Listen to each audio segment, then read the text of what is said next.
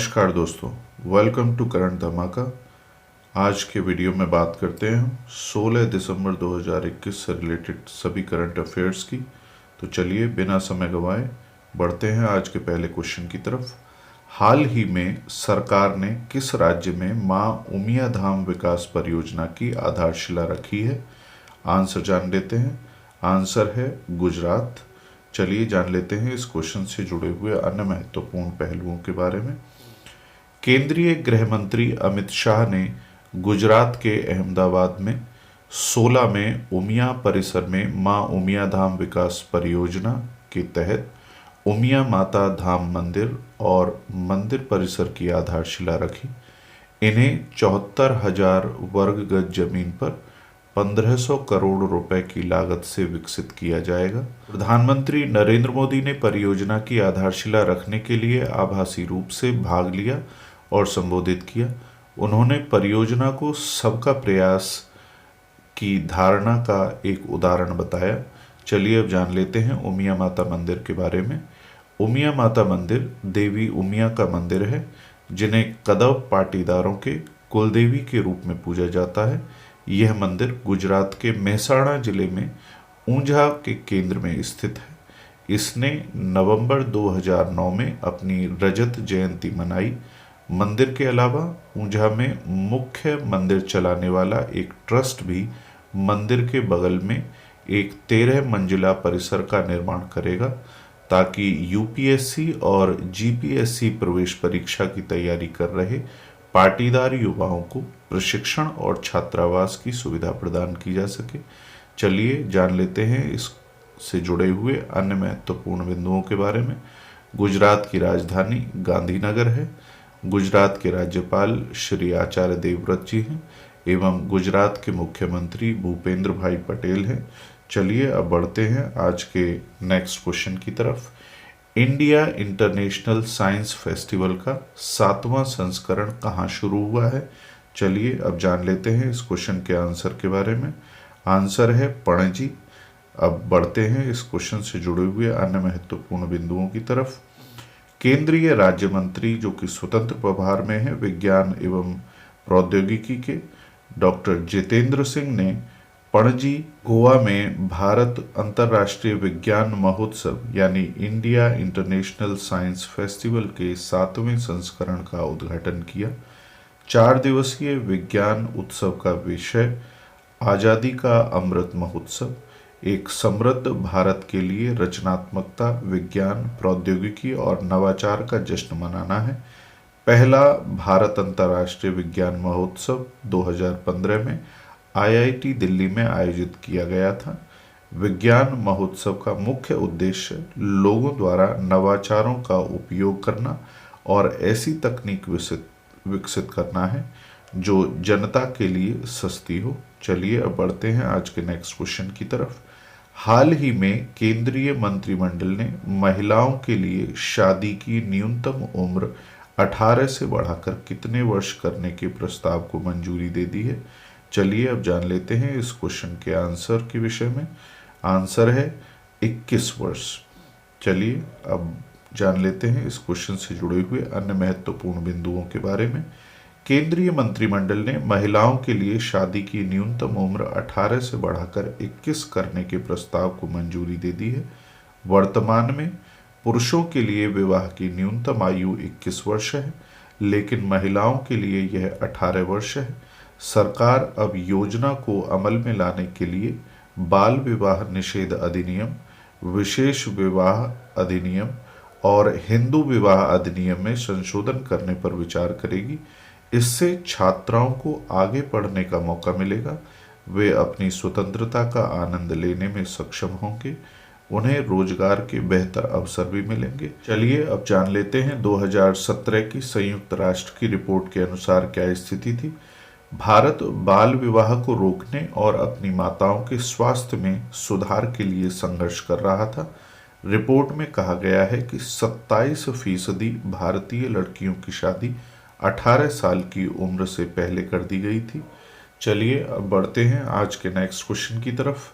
हाल ही में मिशन शक्ति living lab launch करने के लिए ओडिशा ने किसके साथ समझौता किया है? जान लेते हैं इस क्वेश्चन का आंसर। आंसर है संयुक्त राष्ट्र पूंजी विकास कोष यानी United Nations capital development fund, जिसको शॉर्ट में UNCDF भी कह देते हैं। चलिए अब इस क्वेश्चन से जुड़े हुए अन्य महत्वपूर्ण बिंदुओं की तरफ बढ़ते हैं। ओडिशा ने महिलाओं के वित्तीय सशक्तिकरण के लिए मिशन शक्ति लिविंग लैब शुरू करने के लिए संयुक्त राष्ट्र पूंजी विकास कोष यानी United Nations capital development fund UNCDF के साथ एक समझौता किया है।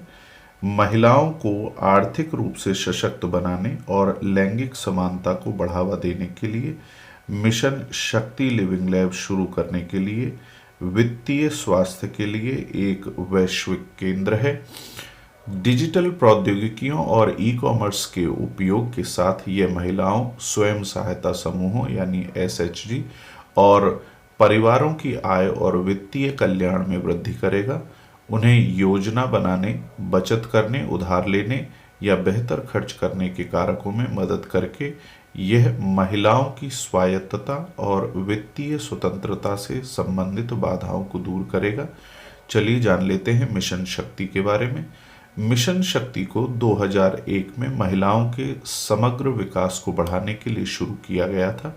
इस पहल के तहत उड़ीसा के ग्रामीण और शहरी क्षेत्रों में 70 लाख सदस्यों वाले 6.02 लाख स्वयं सहायता समूह यानी SHG हैं। इस पहल से उड़ीसा में SHG सदस्यों की आय 3,000 रुपये से बढ़कर 15,000 रुपये प्रति माह हो गई। चलिए अब जान लेते हैं अन्य महत्वपूर्ण बिंदुओं के बारे में। संयुक्त राष्ट्र पूंजी विकास कोष की स्थापना 1966 को हुई एवं संयुक्त राष्ट्र पूंजी विकास कोष का मुख्यालय न्यूयॉर्क संयुक्त राज्य अमेरिका में है। संयुक्त राष्ट्र पूंजी विकास कोष के कार्यकारी सचिव के रूप में कार्यरत हैं इस समय प्रीति सिन्हा। चलिए अब बढ़ते हैं आज के नेक्स्ट क्वेश्चन की तरफ। स्वदेशीकरण के प्रयासों में सुधार के लिए IIT दिल्ली ने किसके साथ समझौता किया है? जान लेते हैं इस क्वेश्चन के आंसर के बारे में। आंसर है भारतीय वायुसेना, इंडियन एयरफोर्स। चलिए अब बढ़ते हैं इस क्वेश्चन से जुड़े हुए अन्य महत्वपूर्ण बिंदुओं की तरफ। IIT दिल्ली ने विभिन्न हथियार प्रणालियों में स्वदेशी समाधानों की आवश्यकताओं का समर्थन करने के लिए भारतीय वायुसेना के साथ एक समझौता ज्ञापन पर हस्ताक्षर किए। समझौता ज्ञापन के तहत इंडियन एयरफोर्स ने प्रौद्योगिकी के विकास और विभिन्न हथियार प्रणालियों के निर्वाह के लिए स्वदेशी समाधान खोजने से जुड़े प्रमुख फोकस क्षेत्रों की पहचान की है। IIT दिल्ली और इंडियन एयरफोर्स के बीच साझेदारी से इंडियन एयरफोर्स मेंटेनेंस कमांड के बेस रिपेयर डिपो के प्रयासों को भी बढ़ावा मिलेगा। बढ़ते हैं अन्य महत्वपूर्ण बिंदुओं के बारे में। भारतीय वायुसेना की स्थापना 8 अक्टूबर 1932 को हुई। भारतीय वायुसेना का मुख्यालय नई दिल्ली में है एवं भारतीय वायुसेना के प्रमुख इस समय विवेक राम चौधरी हैं। भारतीय वायुसेना का आदर्श वाक्य है touch the sky with glory. चलिए अब बढ़ते हैं आज के नेक्स्ट क्वेश्चन की तरफ। हाल ही में स्थायी कृषि के लिए UNFAO और ICAR ने किस प्रदेश सरकार के साथ समझौता किया है? जान लेते हैं इस क्वेश्चन से जुड़े हुए आंसर के बारे में। आंसर है आंध्र प्रदेश। चलिए बढ़ते हैं इस क्वेश्चन से जुड़े हुए अन्य महत्वपूर्ण बिंदुओं के बारे में। संयुक्त राष्ट्र के खाद्य और कृषि संगठन यानी food and agricultural organisation FAO ने किसानों को अच्छी कृषि प्रबंधन प्रथाओं और स्थायी कृषि विधियों में प्रशिक्षित करने के लिए आंध्र प्रदेश सरकार के साथ एक समझौते पर हस्ताक्षर किए हैं। FAO के अलावा भारतीय कृषि अनुसंधान परिषद परियोजना पर सहयोग कर रही है। FAO किसानों, रायथू भरोसा केंद्रम के कर्मचारियों, अधिकारियों और वैज्ञानिकों को कृषि संबद्ध क्षेत्रों में नई तकनीक पर प्रशिक्षण और किसानों को सर्वोत्तम खेती प्रबंधन प्रथाओं पर प्रशिक्षण प्रदान करेगा। 2020 में बाजारों से नकली बीज, कीटनाशकों और उर्वरकों को दूर करने के प्रयास के तहत एपी में रायथू भरोसा केंद्रम आरबीके, जिसको शॉर्ट में कह देते हैं, या किसान के सहायता केंद्र स्थापित किए गए थे। बढ़ते हैं अन्य महत्वपूर्ण बिंदुओं की तरफ। खाद्य और कृषि संगठन का मुख्यालय रोम, इटली में है।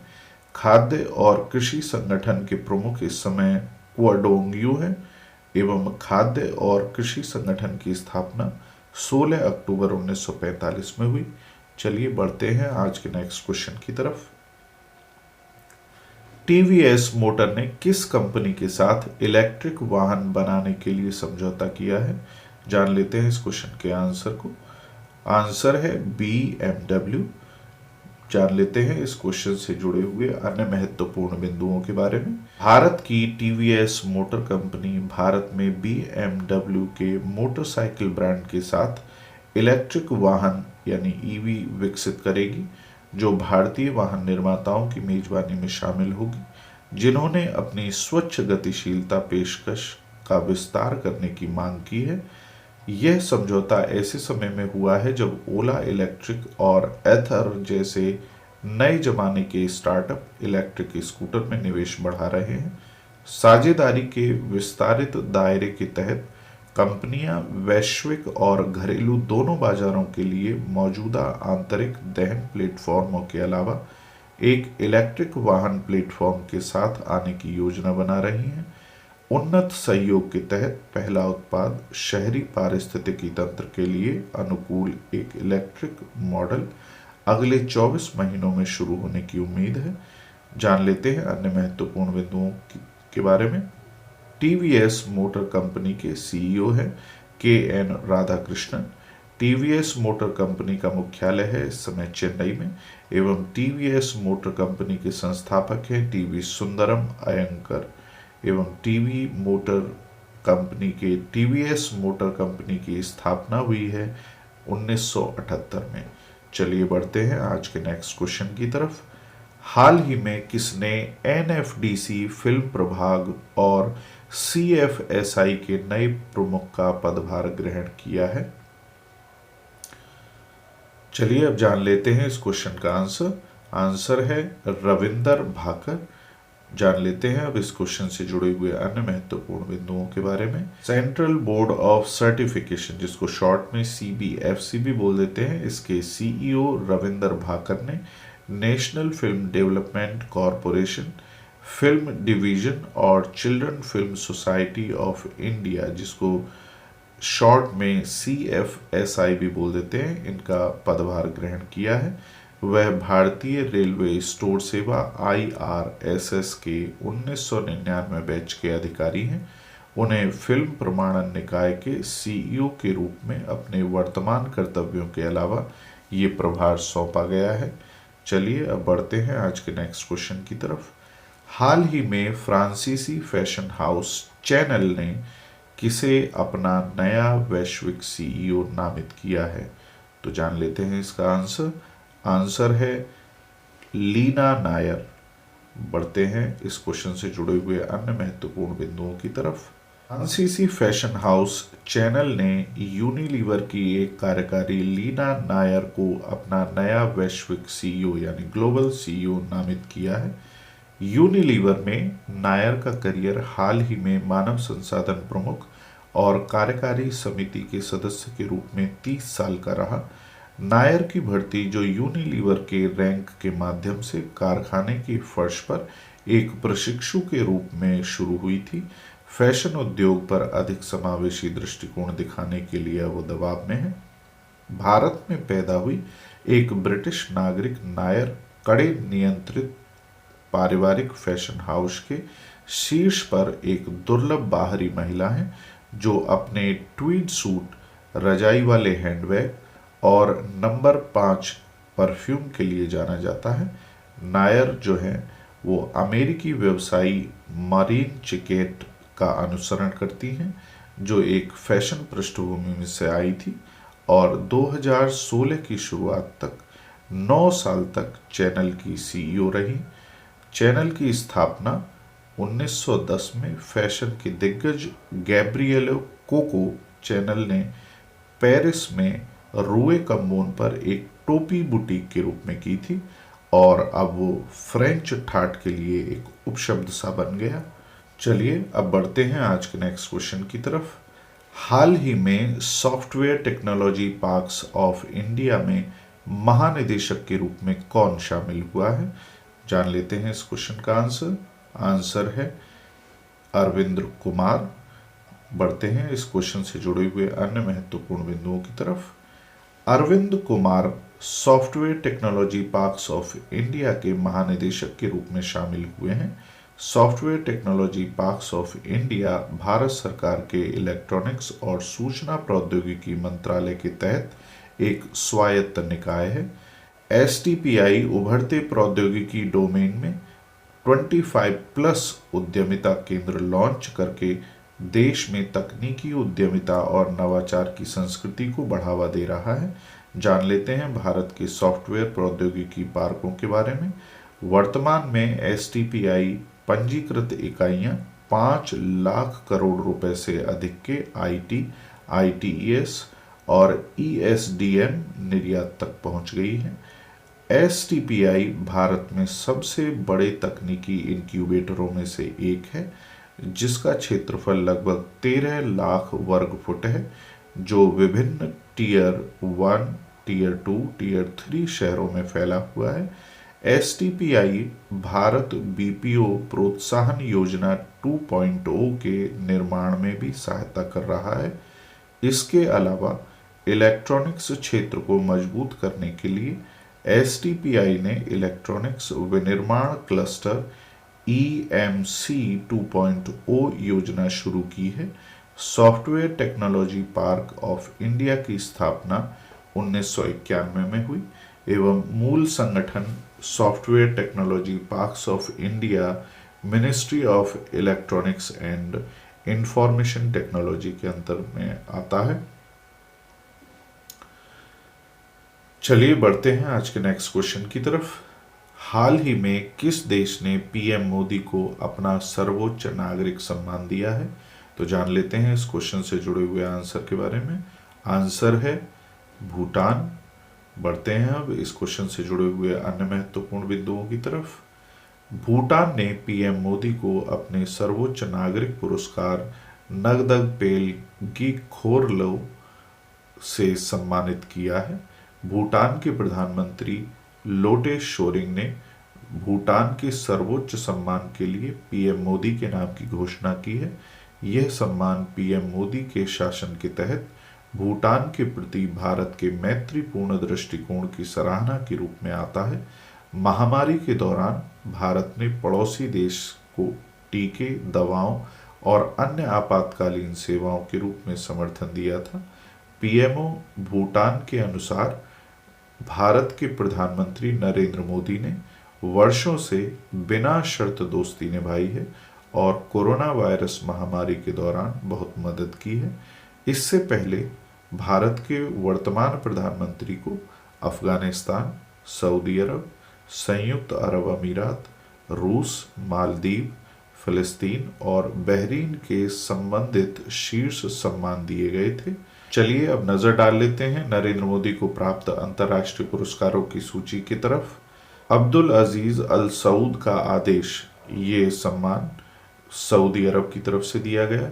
गाजी अमीर अमानुल्लाह खान का राज्य आदेश, ये सम्मान अफगानिस्तान की तरफ से दिया गया। फिलिस्तीन राज्य पुरस्कार का ग्रैंड कॉलर, ये फिलिस्तीन की तरफ से दिया गया। ऑर्डर ऑफ जायद अवार्ड, ये संयुक्त अरब अमीरात की तरफ से दिया गया। Order of Saint Andrew award रूस की तरफ से दिया गया है। निशान-ए-जुद्दीन के विशिष्ट शासन का आदेश, ये मालदीव की तरफ से दिया गया। Champions of the earth award संयुक्त राष्ट्र पर्यावरण कार्यक्रम की तरफ से दिया गया एवं global goalkeeper award bill and Melinda Gates foundation की तरफ से प्रधानमंत्री नरेंद्र मोदी जी को दिया गया है। जान लेते हैं अन्य महत्वपूर्ण बिंदुओं के बारे में। भूटान की राजधानी थिम्पू है। भूटान के प्रधानमंत्री का नाम लोटे शेरिंग है। भूटान की मुद्रा है भूटानी गुल्ट्रम। तो ये हुए आज के सभी करंट अफेयर्स। वीडियो पसंद आया तो प्लीज़ लाइक करें, शेयर करें, सब्सक्राइब करें और अपने फ्रेंड्स और बाकी अन्य ग्रुप्स के बीच भी वीडियो को शेयर करें। मिलते हैं नेक्स्ट वीडियो में अन्य करंट अफेयर्स के साथ। Thank you so much. धन्यवाद।